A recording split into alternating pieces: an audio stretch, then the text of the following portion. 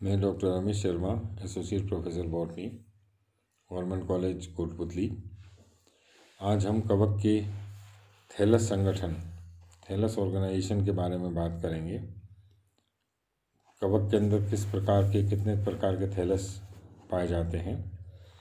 कवक सदस्यों का पादप शरीर सरल और सुकायवत या थैलसवत होता है और सरल कायिक संरचना होती है। इसमें किसी प्रकार का विभेदन नहीं पाया जाता है, इसलिए इसे थैलस कहते हैं। सभी यूमाइकोटा या सत्य कवकों में प्रमुखतः दो प्रकार के थैलस पाए जाते हैं। ये दो प्रकार हैं, कवक जाल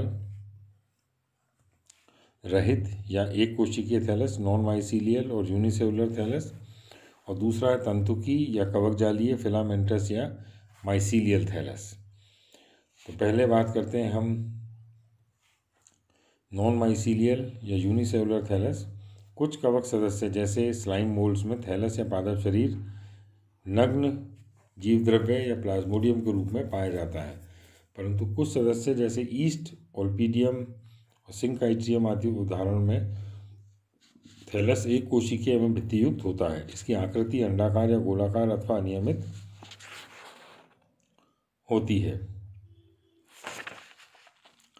ईस्ट के पादप शरीर या कोशिका में कायिक जनन के अंतर्गत बडिंग द्वारा अनेक उभार या अतिवृद्धियाँ उत्पन्न होती हैं।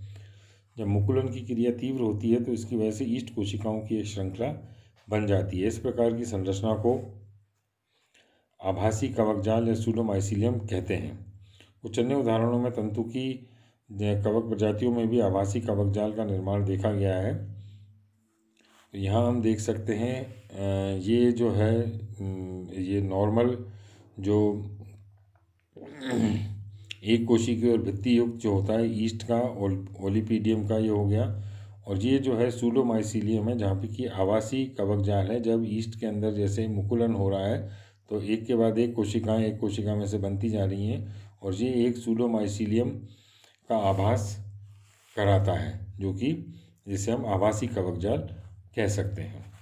दूसरा जो है वो फिलामेंटस या माइसीलियल थैलस। ये जो थैलस है सत्य कवक या यूमाइकोटा प्रभाग के कवक प्रजातियों में पादप शरीर या थैलस पतले लंबे धागों या तंतु में संरचनाओं का बना होता है। इनको कवक तंतु हाइफी कहते हैं।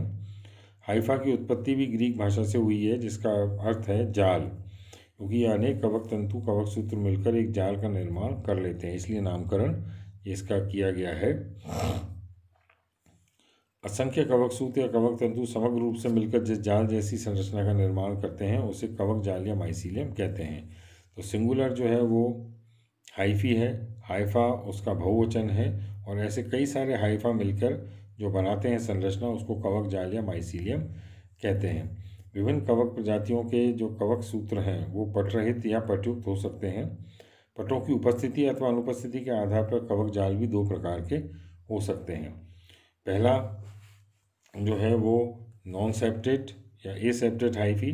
इस प्रकार के कवक सूत्र मुख्यतः वर्ग फाइकोमाइसिटीज़ में पाए जाते हैं। इनके कवक तंतु में अनुप्रस्थ पट अनुपस्थित होते हैं तथा इनके कोशिका द्रव्य में असंख्य केंद्रक पाए जाते हैं। इस प्रकार की कवक जाल संरचना को संकोशिकी अवस्था या सिनोसिटिक कंडीशन कहते हैं। ये कवक जाल संरचना वर्ग जेंथोफाइसी के थैलस वाउचेरिया के थैलस के समान दिखाई देती है। तो यहाँ पर हम देख सकते हैं ये जो है सिनोसिटिक माइसीलियम है, संकेंद्रीय, जहाँ पर कि कोई भी पट का निर्माण इसमें नहीं होता है। इसी कारण इस वर्ग के सदस्यों को एल्गल फंजाई भी कहा जाता है, क्योंकि देखने में बिल्कुल वाउचेरिया के थैलस के समान दिखाई देती है, पट रहित होता है।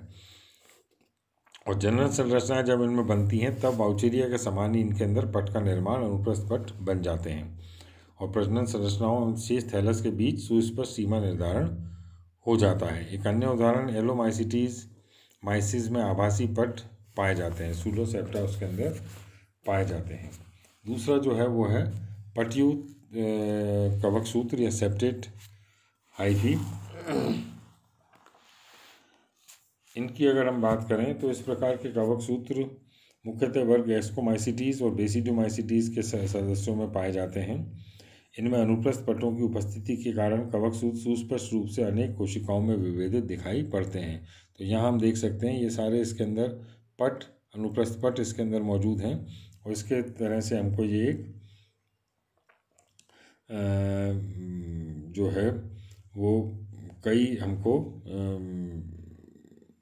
कोशिकाओं में विभेदित दिखाई पड़ रहा है। कवक सूत्र की प्रत्येक कोशिका या खंड में एक या दो केंद्रक उपस्थित हो सकते हैं। ये पट कवक तंतुओं में समान दूरी पर पाए जाते हैं। विभिन्न प्रकार की प्रजातियों में संरचना के आधार पर निम्न प्रकार के पट हो सकते हैं।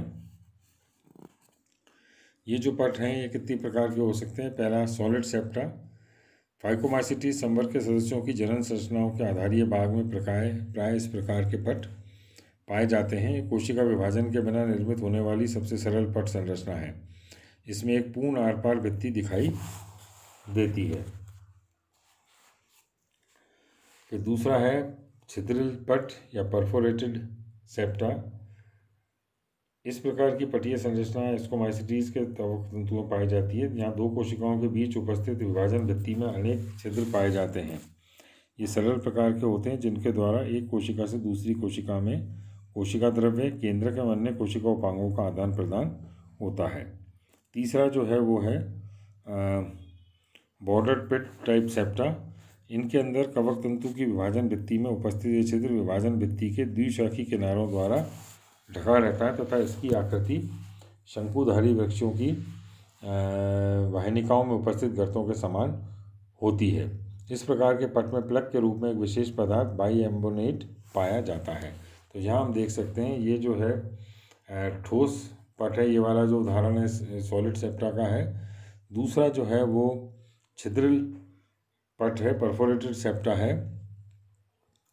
ये सरल छिद्रिल पट है और ये बॉर्डर वाला है जिसके अंदर की ये सेप्टा है और इसका बॉर्डर यहाँ पर हमको इस प्रकार से दिखाई देता है, बॉर्डर पिट, जैसा कि जो जिम्नोस्पर्म्स होते हैं उनके अंदर जिस तरह से ये पाया जाता है। और चौथा है डॉलीपोर सेप्टा।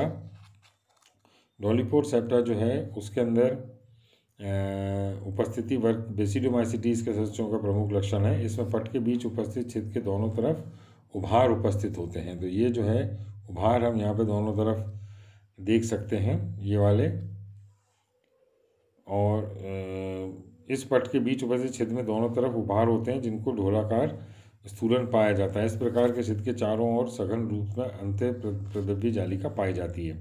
तो अर्धचंद्राकार टोपीनुमा संरचना पाई जाती है जिसे पेरेंथोसोम कहा जाता है। तो इस प्रकार ये जो इसके अंदर पट हैं वो यहाँ पर हमने इसके बारे में बात की, इसके अंदर कितनी तरह के पट इस सेप्टा के अंदर हो सकते हैं।